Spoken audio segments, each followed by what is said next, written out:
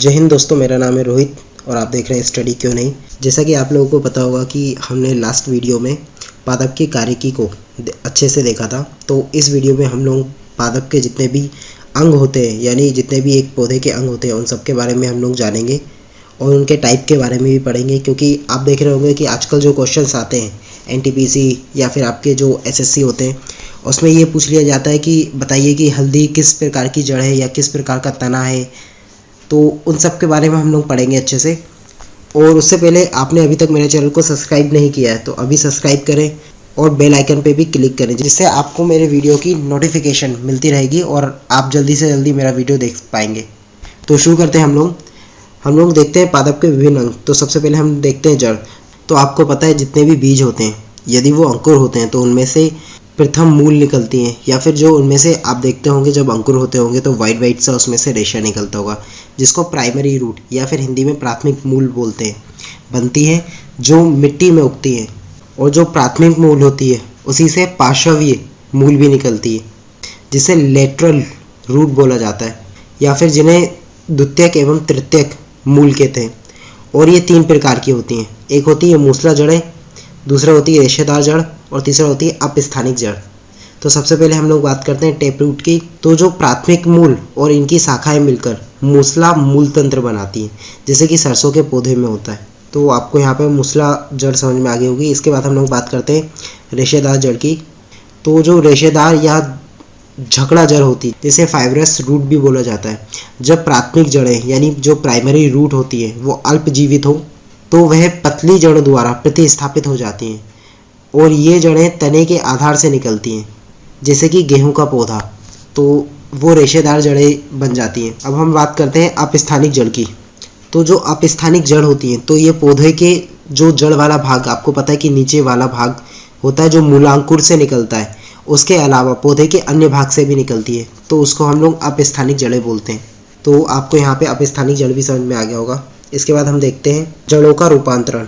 तो जैसा कि आपको पता है जो जड़ होती हैं वो जल एवं खनिज लवणों को अवशोषण करके पौधे के विभिन्न भाग में पहुंचाती हैं। और इसके अतिरिक्त भी जड़ अन्य कार्य करती है, जिससे उनके आकार एवं संरचना में परिवर्तन हो जाता है। तो उसी में हम सबसे पहले देखते हैं मूसला जड़ों का रूपांतरण। तो इसमें हम देखते हैं भोजन पदार्थों के संचय के लिए। तर्क रूपी में हम देखें तो जैसे मूली इसका एग्जाम्पल है, उसको तर्क रूपी बोला जाता है। और दोस्तों ये आपके लिए इंपॉर्टेंट है, क्योंकि ये एसएससी और जितने भी रेलवे एग्जाम होते हैं उसमें अक्सर ये क्वेश्चन पूछ लिया जाता है कि मूली किस टाइप की जड़ का एग्जाम्पल है। तो आपको वहाँ पे बताना है कि मूसला जड़ जो कि भोजन पदार्थों के संचय के लिए रूपांतरित हो जाती है, उसका एग्जाम्पल है। और कुंभ रूपी का एग्जाम्पल है शलजम, शंक्वाकार का गाजर, गांठदार का शकरकंद। तो आपको ये याद रखना है। इसके बाद हम बात करते हैं रेशेदार जड़ों का रूपांतरण। तो कार्य के आधार पर देखें तो ये 3 प्रकार में रूपांतरित होती है। तो पहला ये होता है भोजन के संचय के लिए, दूसरा उसे यांत्रिक सहायता प्रदान करने के लिए, और तीसरा होता है अन्य जैविक क्रियाओं के लिए। तो यहाँ पे सबसे पहले हम लोग देखते हैं भोज पदार्थों के संचय के लिए। तो सबसे पहले हम लोग देखते हैं कंदिल जड़ें। तो इसमें शकलकंद आ जाता है। फिर उसके बाद पुलकित जड़ें, तो इसमें डहेलिया सतावर आ जाता है। इसके बाद हम लोग देखें ग्रंथिल जड़ें, तो इसमें अम्बा हल्दी आ जाता है। और फिर देखें हम लोग तो मणिकामय जड़ें, तो इसमें अंगूर और करेला आ जाता है। आपको ये समझ में आ गया होगा कि भोजन संचय के लिए जो जड़ें होती है रेशेदार जड़ें, इतने पात्र में रूपांतरित हो जाती हैं। अगर हम रेशेदार जड़ों का रूपांतरण यांत्रिक सहारा प्रदान करने के लिए देखें तो सबसे पहले हम देखते हैं स्तंभमूल। जैसे कि बरगद में आप देखते हैं तो उसमें जो तना होता है उससे कई जड़ें निकलती हैं जो उसको यांत्रिक सहारा प्रदान करती है। इसके बाद देखें तो अबस्तंभ मूल, तो इसमें मक्का एवं गन्ना हम लोग एग्जाम्पल देखते हैं। आपने गन्ने में देखा होगा कि साइड से उसके जो तना होता है उससे साइड से जड़ निकलती है जो कि उसको यांत्रिक सहारा प्रदान करता है। इसके बाद देखें तो आरोही मूल, जैसे कि पान में निकलता है। इसके बाद हम देखें अन्य जैविक क्रियाओं के लिए, तो सबसे पहले चूषक मूल, जैसे कि अमरबेल होता है, तो उसमें जो निकलती है वो अवशोषण पदार्थ को दूसरे पौधों से चूसने के लिए निकलती हैं। इसके बाद श्वसनीय मूल की बात करें तो राइजोफेरा, अधिपाद मूल की बात करें तो आर्किड, और स्वांगी कारक मूल की बात करें तो सिंघाड़ा। तो आपको समझ में आ गया होगा कि जो रेशेदार जड़ें होती हैं उनका रूपांतरण। तो इसके बाद हम देखते हैं जड़ के कार्य। तो जो जड़ का मुख्य कार्य होता है वो जल एवं खनिज पदार्थों को मिट्टी से निकालना होता है और पौधे को जकड़े रखना होता है, जिससे वो अपनी जगह से हिले ना। और कुछ जड़ें संचय का काम भी करती हैं, जैसे कि भोजन पदार्थों का संचय के लिए, जैसा कि हमने अभी देखा। इसके बाद हम लोग बात करते हैं तना का कार्य। तो जो तना का मुख्य कार्य होता है वो शाखाओं को फैलाना होता है, पत्ती फूल फलों को संभालना होता है।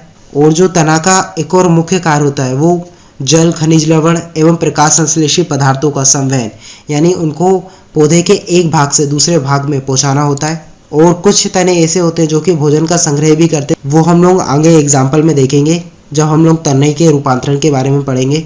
और कुछ जो तने होते हैं वो यांत्रिक सहारा भी प्रदान करते हैं और सुरक्षा भी प्रदान करते हैं। तो यहाँ पे आपको तने का कार्य समझ में आ गया होगा। इसके बाद हम लोग बात करें तने का रूपांतरण, मॉडिफिकेशन ऑफ स्टेम। तो जो तने का रूपांतरण होता है ये 3 रूप में होता है। एक तो होता है भूमिगत तना, दूसरा होता है उपवायवीय तना और तीसरे वायवीय तना। यानी जो भूमिगत तना आप समझ ही गए होंगे, जो तना भूमि में पाया जाता है। इसके बाद बात करें तो उपवायवीय, यानी जो आधा जमीन में और आधा ऊपर पाया जाता है। और वायवीय में जो तना पूर्ण रूप से ऊपर पाया जाता है, यानी हवा में पाया जाता है। तो इनको भी हम डिटेल में देखेंगे। तो सबसे पहले हम लोग रूपांतरण में बात करते हैं भूमिगत तना की, यानी अंडरग्राउंड स्टेम। तो इसमें सबसे पहले हम लोग प्रकंद देखते हैं। तो प्रकंद का एग्जाम्पल सिर्फ आपको इसमें एग्जाम्पल से याद करने हैं, क्योंकि एग्जाम में आपके ऐसा क्वेश्चन आता है कि बताइए हल्दी किस टाइप के तना का रूपांतरण है। तो वहाँ पे आपको लिखना है कि प्रकंद। तो वहीं अगर आलू की बात की जाए तो ये कंद होता है। और शल्कंद की बात की जाए तो इसमें प्याज और लहसुन आता है। आप नाम से समझ गए होंगे, जिसमें शल्क पाए जाते हैं। जैसे कि आपने प्याज देखा होगा तो प्याज में शल्क पाए जाते हैं। इसके बाद घनकंद की बात करें तो जिमीकंद और अरबी। तो ये भी आपको एग्जाम्पल याद करने हैं। और आपके लिए सबसे इम्पोर्टेंट है भूमिगत तना। इसके अलावा आप उपवायवीय और वायवीय दोनों आपके लिए इम्पोर्टेंट नहीं है ज़्यादा, इसलिए हम लोग कवर नहीं करेंगे। इसके बाद हम लोग बात करते हैं पत्ती के कार्य। तो जो पत्ती का मुख्य कार्य होता है आपको पता है कि प्रकाश संश्लेषण द्वारा भोजन तैयार करना। और कुछ पत्तियां प्रांत अर्थात लता तंतु में रूपांतरित हो जाती हैं, जिससे वो ऊपर चढ़ने में मदद करती है। जैसे कि आपने मटर के पौधे देखे होंगे, वो जो मटर जैसे पौधे होते हैं उनको ऊपर चढ़ने में मदद करती है। और कुछ पत्तियां भोजन संचय का कार्य करती हैं, जैसे कि प्याज और लहसुन। और पत्तियां गैसों का विनिमय में भी महत्वपूर्ण पार्टिसिपेट करती है, जैसे कि हम लोगों ने पादप कायकी में पढ़ा था कि स्टोमेटा के द्वारा ये गैस का आदान प्रदान करती है, यानी उसका विनिमय करती है। और गवार पाठा और नागपनी जैसे पौधों में जो पत्तियां होती है वो कांटे रूप ले लेती है, जिसके कारण उसमें जो पानी का वाष्पीकरण है या फिर पानी का जो उत्सर्जन होता है, वाष्प का उत्सर्जन होता है, वो कम हो। और कुछ पत्तियां घड़े के आकार में रूपांतरित हो जाती हैं, जिन्हें हम कीटहारी पौधे कहते हैं या फिर कीटभक्षी पौधे कहते हैं, जैसे कि घटपर्णी, वीनस फ्लाई इसके एग्जाम्पल हैं। तो आपको पत्ती के कार्य भी समझ में आ गया होगा। अब हम लोग बात करें तो फ्रूट की, यानी फल की। तो जो फल होता है वो एक परिपक्व और पूर्ण निर्मित अंडाशय है, जिसका निर्माण निषेचन के उपरांत होता है। सामान्यतः इसमें फल भित्ति और बीज विद्यमान होता है। और जो फल भित्ति होती है वो गूदेदार और शुष्क दोनों प्रकार की हो सकती हैं। कभी कभी कुछ पुष्पीय भाग भी फल में पाए जाते हैं। तो ऐसे फलों को हम लोग कूट फल या फिर फॉल्स फ्रूट कहते हैं, जैसे कि सेब, काजू, जो कि अंडाशय से निर्मित नहीं होते। इसके बाद हम लोग बात करें, जबकि सभी अंडाशय से निर्मित होने वाले फल वास्तविक फल कहलाते हैं, यानी ट्रू फ्रूट कहलाते हैं। तो आपको यहाँ पे ये भी याद रखना है कि फॉल फ्रूट और ट्रू फ्रूट किसे कहते हैं। तो दोस्तों यहाँ पे आपको एक चार्ट दिख रहा होगा, जिसमें एक साइड फलों के नाम दिए हैं और दूसरे साइड उनको खाने के योग उनका जो भाग होता है उसके नाम दिए। और अक्सर एसएससी और रेलवे एग्जाम में आजकल ऐसे क्वेश्चन पूछे जा रहे हैं, इसलिए आपके लिए इंपॉर्टेंट है। तो जो सेब और नाशपाती होता है उसमें पुष्पासन को खाया जाता है। और जो अमरूद, अंगूर और टमाटर होते हैं उसमें फल भित्ति और बीजांसन को खाया जाता है। जैसे कि आपको पता है कि जो टमाटर और अमरूद होते हैं उनमें हम लोग बीजों को भी खाते हैं। पपीता और जो आम होता है उसमें हम मध्य फल भित्ति खाते हैं। और नारियल में हम लोग भूण पोष खाते हैं। जो नारियल का जो फल होता है वो भूण होता है, इसलिए उसको भूण पोष कहा जाता है। इसके बाद केले में हम लोग मध्य एवं अंतः भित्ति खाते हैं। और गेहूं में हम लोग भूण पोष और भूण खाते हैं। काजू में हम लोग पुष्प ब्रंथ और बीज पत्र खाते हैं। लीची में हम लोग एरिल खाते हैं। और सबसे ज़्यादा इंपॉर्टेंट क्वेश्चन है कि लीची में खाने योग्य पदार्थ क्या होता है, तो आपको बताना है एरिल। इसके बाद चना और मूंगफली में हम लोग बीज पत्र और भूण खाते हैं। और शहदूत में हम लोग रसीले परिदल पुंज खाते हैं। कटहल में हम लोग परिदल पुंज एवं बीज खाते हैं। और अनानास में हम लोग परिदल पुंज खाते हैं। और नारंगी में हम लोग जूस हेयर खाते हैं। तो आपको यहाँ पे समझ में आ गया होगा। तो ये चार्ट आपको याद करनी है, क्योंकि इससे अक्सर क्वेश्चन पूछे जा रहे हैं। अगर आपको ये वीडियो अच्छी लगी तो मेरे चैनल को अभी सब्सक्राइब कीजिए, लाइक कीजिए और जितना हो सकता है शेयर कीजिए।